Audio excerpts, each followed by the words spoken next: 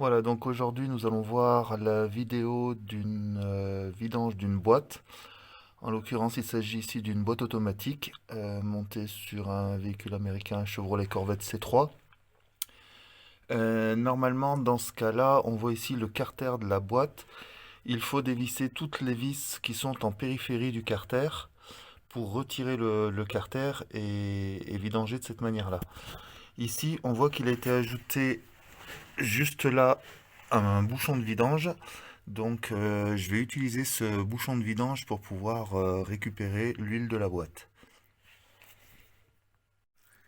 Donc je laisse la vidange se faire tranquillement, mais je vais pouvoir commencer à démonter les vis du carter parce que de toute manière il faudra que je le retire.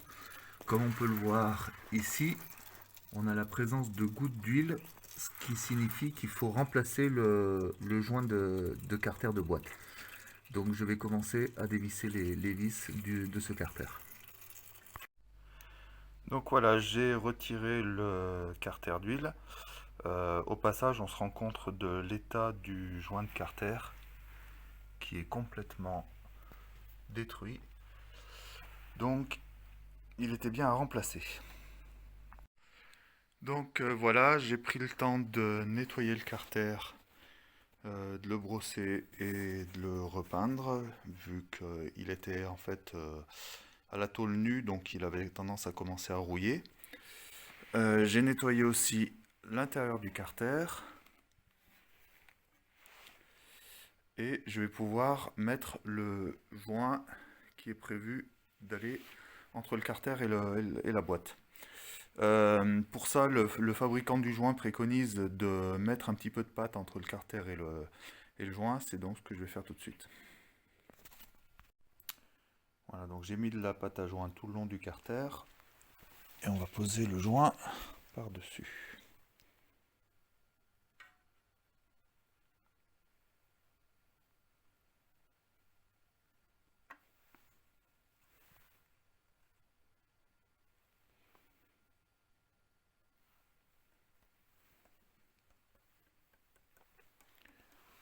Voilà. Je vais de nouveau mettre un petit peu de pâte donc sur le joint là qui ira sur le carter de la boîte et je vais pouvoir remettre en place le carter. Voilà, donc là avant de remettre le carter en place, je vais prendre soin de nettoyer comme il faut la portée du joint pour pouvoir appliquer le carter sur une surface sèche et pas pleine d'huile comme on le voit ici. Voilà, donc le carter a retrouvé sa place sur la boîte. Toutes les vis ont été refixées correctement. Il va maintenant falloir que je remplisse la boîte avec l'huile. Voilà, donc j'ai retiré la jauge de niveau de boîte pour mettre un entonnoir pour pouvoir remettre de l'huile.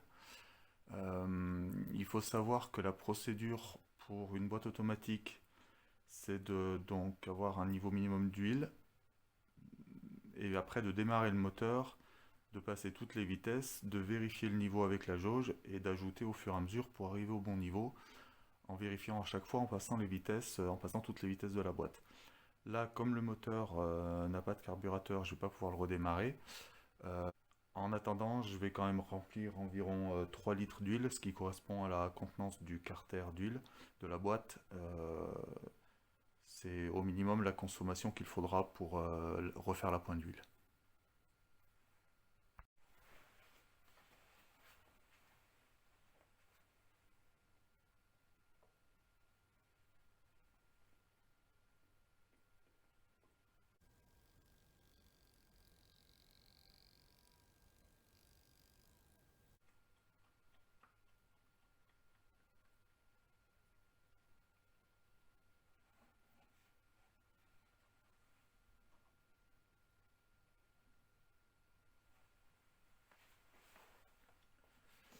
Voilà, restera à faire la pointe, moteur tournant.